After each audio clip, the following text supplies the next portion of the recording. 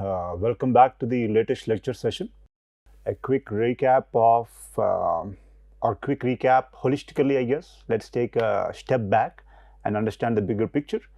We want to remove suspended solids, even those solids that are relatively small and won't settle down within a reasonable amount of time. And now we coagulated them by adding a coagulant, and we destabilize them and we let them flocculate, right? And then we want them to settle down. We have big enough flocks and we want them to settle down. So in that context, we saw that it's flocculent settling or type 2 settling. That's what is prevalent in the settling zone that we have. So here, we will come back to this later, but just a relevant aspect. So here we have, let's say, the inlet zone, and then the settling zone, and then the outlet zone or outflow zone. So the assumptions in the models or the aspects that we are going to talk about is that if a particle can settle down within this settling zone, it is assumed to be removed. If it even comes here, we assume that the particle will flow out of the relevant tank or the sedimentation tank. So that's one thing to keep in mind. Why? Because later when we look at it, we will look at the particle coming through here, and we will see, because this is the maximum time available, so the particle will have two vectors in this direction and in this direction. So by the time it reaches this point, right, or covers this horizontal distance, it should have covered this vertical distance. Again, we will look at this later, but we already looked at this briefly in, not briefly, in some detail in wastewater treatment, relevant aspects. Here we will look at it briefly. So type 2 settling, as mentioned, type 1 is relatively rare. In general, you have particles of different sizes, more importantly, and then they will have different settling velocities. They move at different velocities, and also you have water conditions that are typically rarely laminar.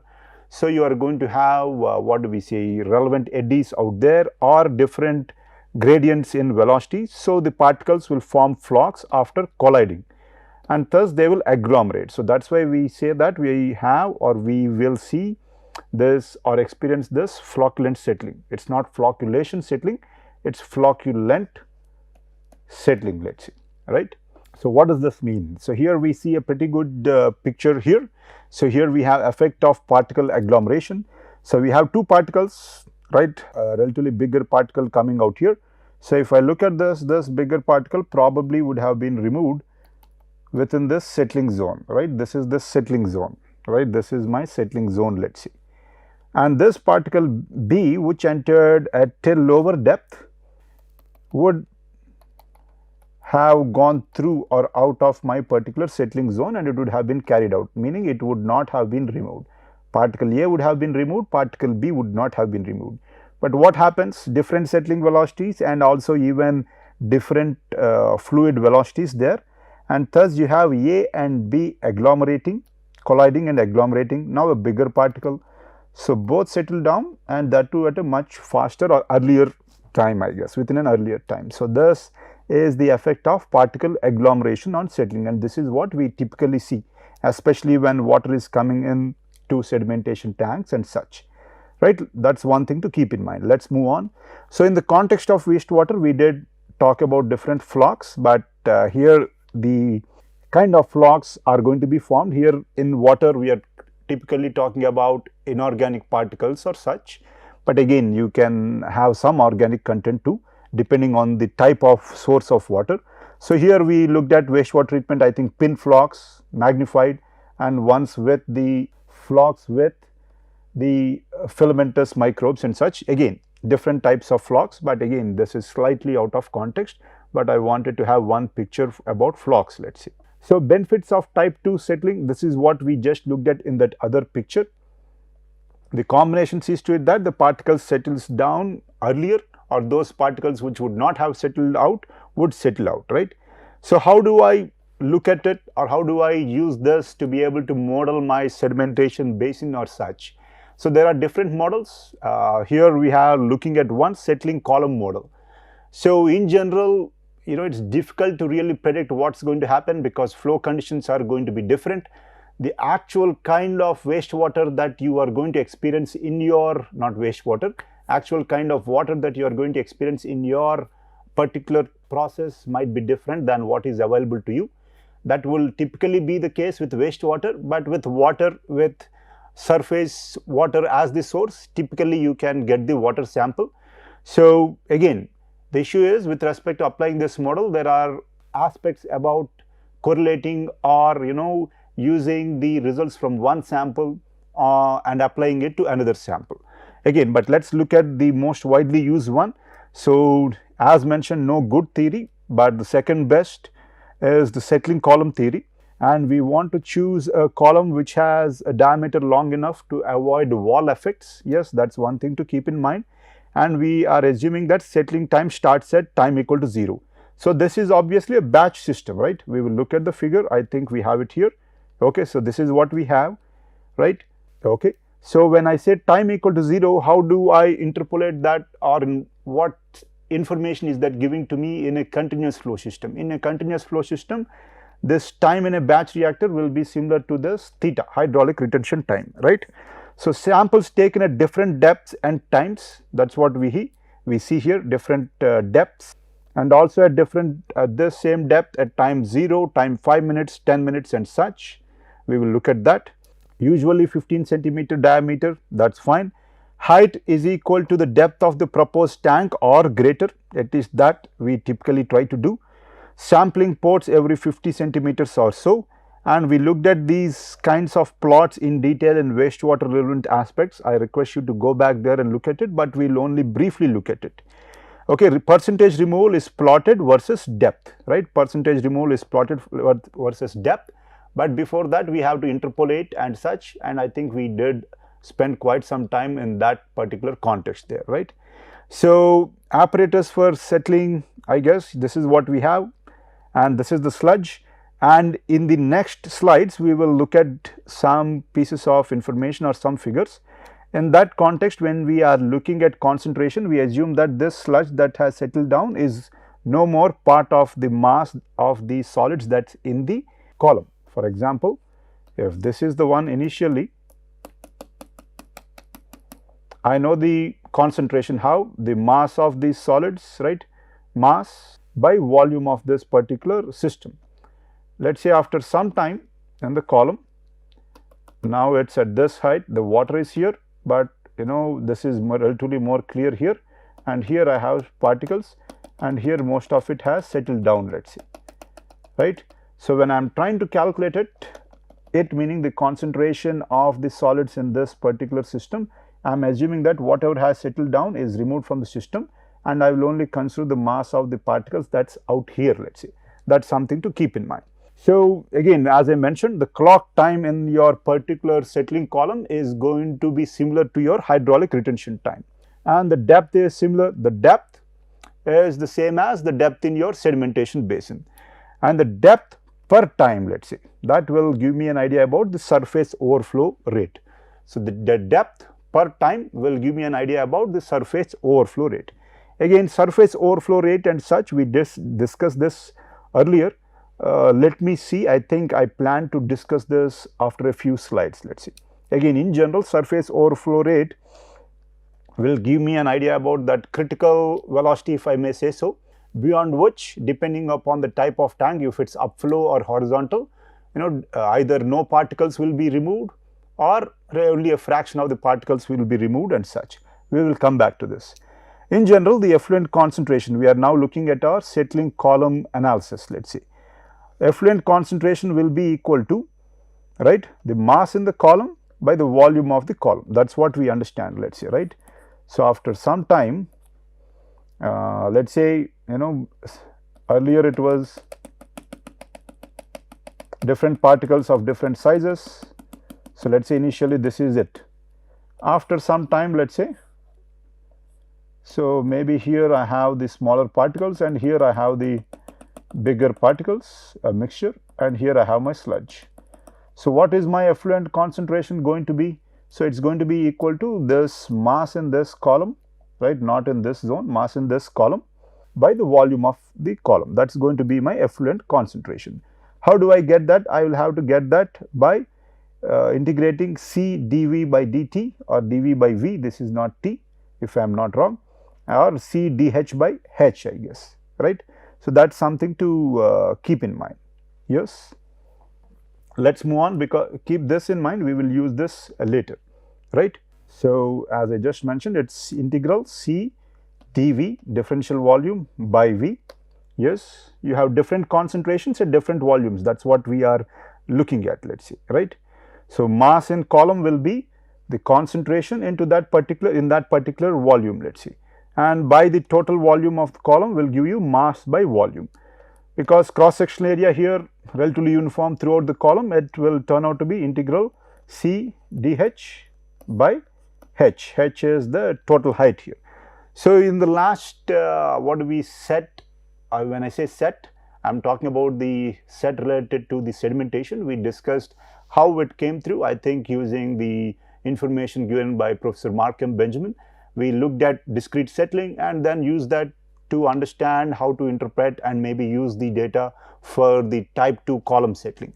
Here from Dr. Batchelor, Bill Batchelor, my advisor, we will look at the numerical integration method. So, from taking the samples at different ports at different times, we will first have a table. From that table you will interpolate it, and let us say we will get this graph. So, 40% graph, right, or 40% removal graph different times, 50%, 60, 70 and 80, let us say, right. So, here let us say, based on this time and the relevant height, I will be able to calculate the relevant surface overflow rate, right. So, that is something that we already looked at. Yes, as in we already looked at depth by time will give me the surface overflow rate depending on which time and such. But as you can see, let us say at this time, it is not that it is only 50% removal, you have different fractions of removal at different stages, let us see, right. So, how do I take this into picture? So, let us see how the equation came about. Yes. So, as I mentioned, data analysis using numerical integration method from my advisor. So, we have this, the mass or effluent concentration is equal to integral of C dH by H. This is what we saw earlier. This is from integral of C dV, mass of the relevant particles in that relevant volume, into the relevant concentration by the total volume, right. That is equal to this particular aspect. I am looking at the numerator here, integral C dH. It's equal to sum of C into delta H, let us say. I have different heights, yes. So, sum of C into delta H. So, what is that equal to? C into H1 minus H2, H2 minus H3, so on, Cn minus 1 to this. And that I can rearrange. I am going to take out the term H common, height will be common. So, C1 H1 plus C1 minus or C2 minus C1 into H2 and such, it is just rearranging the terms such that the common variable is the height here, let us see, right. So, that is something I have. So, C out, right, C out will be equal to, so I know that the concentration is going to be given by this, and this is nothing but integral of C dH. So, if I divide this by H, that is the effluent concentration. So, I will have to divide this by H. So, that is what I have, C out is equal to this. So, it is going to be divided by H, that is what we have, and that is what we saw earlier, let us see, right. So, now I would know that my graph is going to be something like this. It will have the different removal percentages and different removals at different heights and such, let us see. So, how do I get this removal percentage in the picture?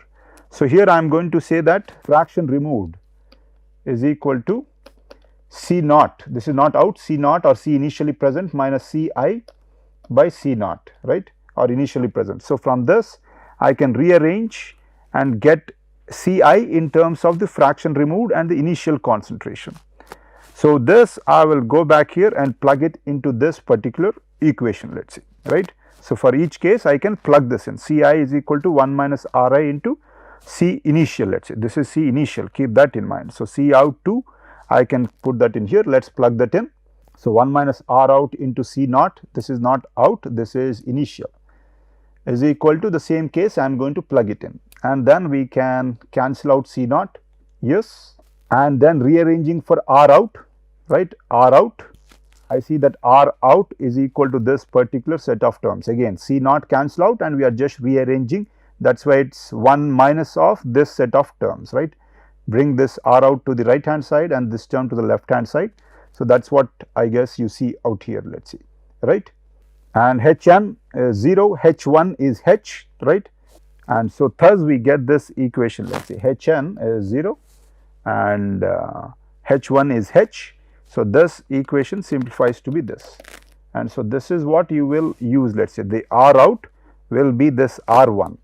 Let me see where the equation is, R2 minus R1 by into H2 by H, R3 minus R2 into H3 by H, and so on. So, let us see this. So, for example, here we will have this curve. After getting this data, we will have this curve. By interpolation, you can see that this curve will represent the 40% removal. This curve will represent the 50% removal. Let us say if I am looking at this R1 is this 50% removal across the whole H, right. And okay, so here we see this 55% removal across this, and this midpoint will be your what H2 or not H2, this H, I guess. This H will be the midpoint, right, and H3 will be the midpoint out here, and so on and so forth, let us say, right. And R2 minus R1, we have the percentage removals out here and we will use that to get it out of there. Yes, so that is how it comes in. You have 50% removal and different levels of removal, let us see. Let us move on. So, different types of settling basins, right, this is what we have. We already looked at this, typically rectangular settling tank, but as we know, people would not typically prefer rectangular settling tanks because of maintenance relevant issues. Think of this, you need long and narrow tanks, right. So, all this area beside it relatively difficult to use or utilize, right. So, that is the relevant aspect. So, because of the type of scraper, yes, here you have the side view which will give you a better view. Let us understand this, water is coming in, you have influent channels, let us say, and then the paddles, and then you have this sedimentation zone, and this ray calm which is going to rotate like this, right, it is going to rotate like this, yes. And from the side view you see this, and here you see the sludge hopper or sludge collection, let us say, and here again you are going to see baffles all around because you want to promote laminar flow conditions. Again we talked about this dead zones here and so on and so forth, let us say. Because ease of maintenance, obviously people will go for circular flocculation and sedimentation basins. And recently people have also been looking at dissolved air flotation. Well, this seems a bit counterintuitive. I want to see to it that there are quiescent conditions, stable conditions, no mixing, such that heavier particles come out. But what is this about dissolved air? Why will I pump in air? Doesn't that create an additional element here and maybe some turbulence initially? So, obviously here we want to look at the cases when we have particles of relatively less density, let us say, and rather than settling them down, we are going to pump in air initially, such that these particles, let us say, which are of relatively less density, algae, some organic matter and such, will rise up. Here you can call that scum. So, that is what you have here, flocculent or flocculation. And then here from the statuator you see that you have the recycle or injection nozzles for the air, and we will see this in here, this particular zone we are going to look at it here. So, here you have the contact zone and here you have the effluent zone. So, this is my air particle, dissolved air. As it goes up, relatively less dense particles again will be taken up along with it, and it is going to move up here. So, it is not really settling here, and then the float will be scraped, right. Obviously, this case, if there is any wind, you are going to have issues with scraping, right. So, that is why typically it is going to work in the covered kind of setup. Earlier we used to remove it at this water at this particular level, supernatant, but here we will remove it as subnatant. Again, here this area will be less, but again it depends upon the kind of system and which you are using, let us see. So, primary design variables, always primary design, right. So, if it is discrete, I am just concerned with what is the surface overflow rate or the critical settling velocity. Before we go further, I guess I should certainly talk about this overflow rate. So I think we looked at this upflow and so on and so forth, right? So if my particle is coming in through here along with my relevant water, so because of this increasing cross sectional area as I go up, and Q is equal to area into velocity. Q is the same and area is increasing, then velocity will decrease. So if this dimension, let's say if I am using the length here, so here it will be relatively lesser. But we know that gravity will be pulling the particle down, right? So here let's say it is like this, and as you see the velocity of flow of the fluid is decreasing as we go up, right? So here we see this is the settling velocity of the particle, which we calculated from the Stokes law earlier, and this is the velocity of flow of the fluid, let's see. So here let's say we see that the settling velocity is higher than the fluid flow, that's velocity that's going out or taking the water out, let's say.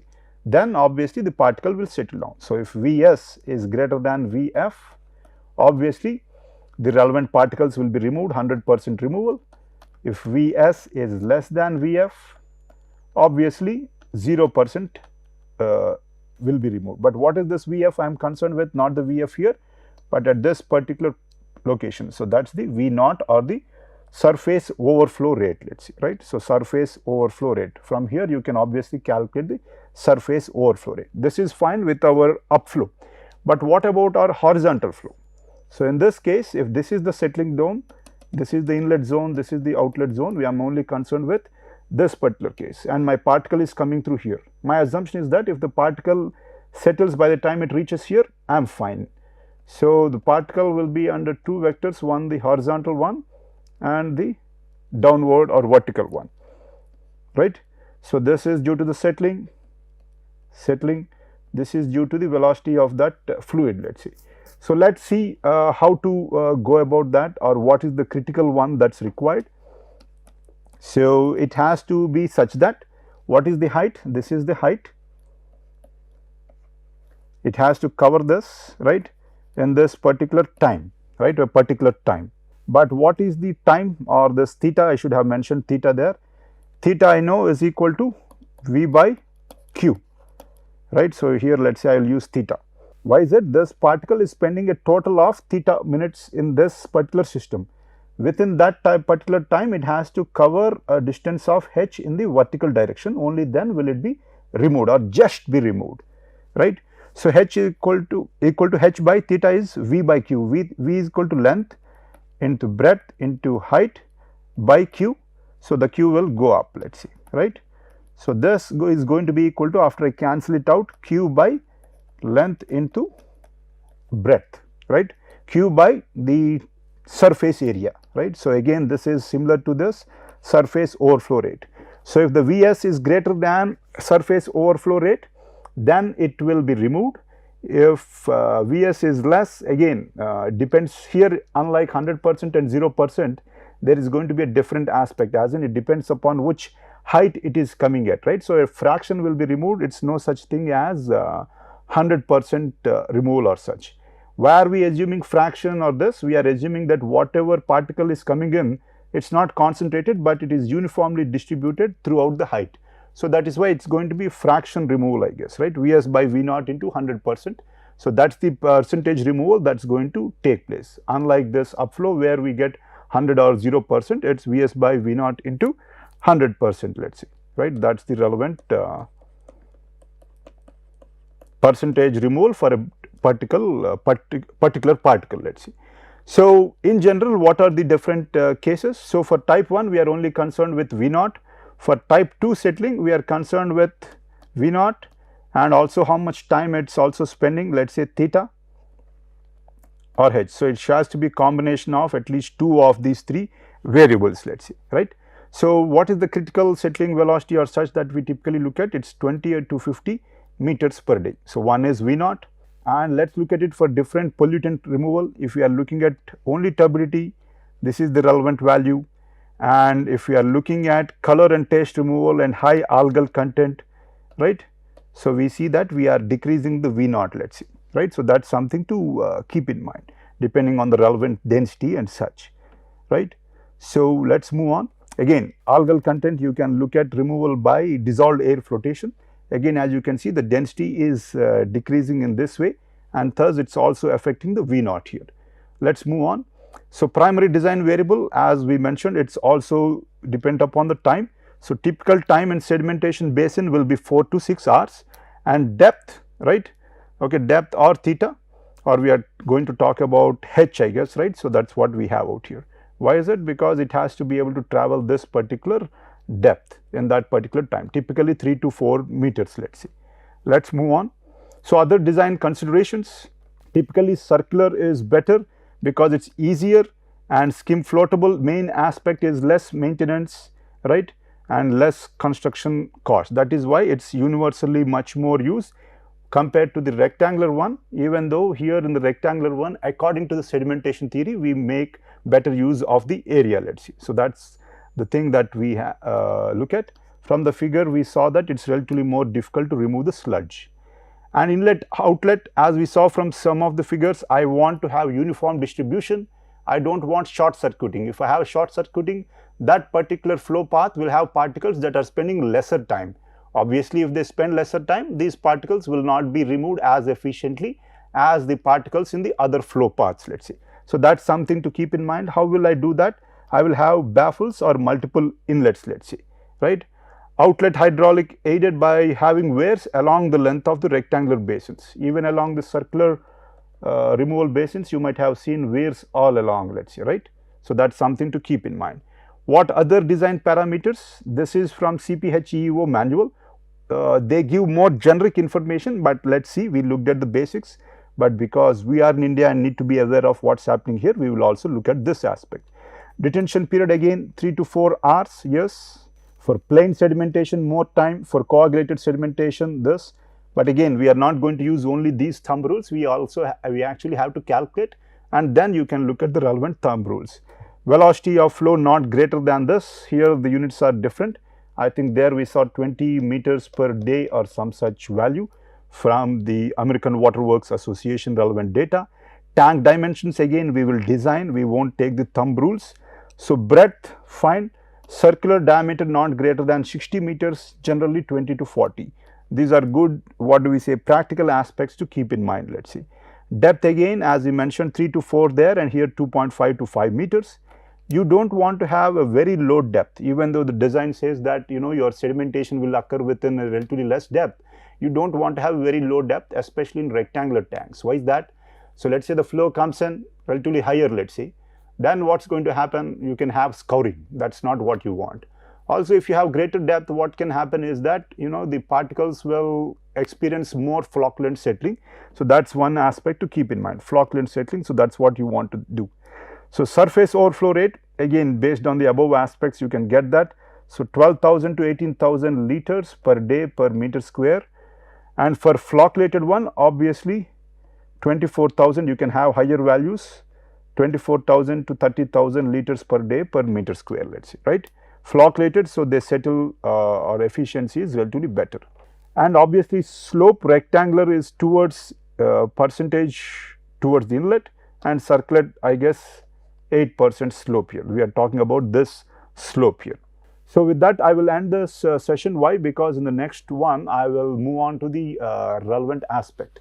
Until now what did we look at? We looked at removing most of the suspended matter and we settled them down. Even after that we are still going to have some suspended matter that we still want to remove, let us say even some of the bacteria and such, right. So, how do we do that? For that we are going to use a filter, right, different filters. Earlier we used to use cloth and have the water pass through it and such. So, again the principle is same, pores of lesser size and the water will pass through, and depending upon the size and the type of removal, different types of particles will be removed. It is not only the pore size, the mechanisms are going to be different. So, in the next session we will look at filtration. So, with that, thanking you for your patience, I will end today's session.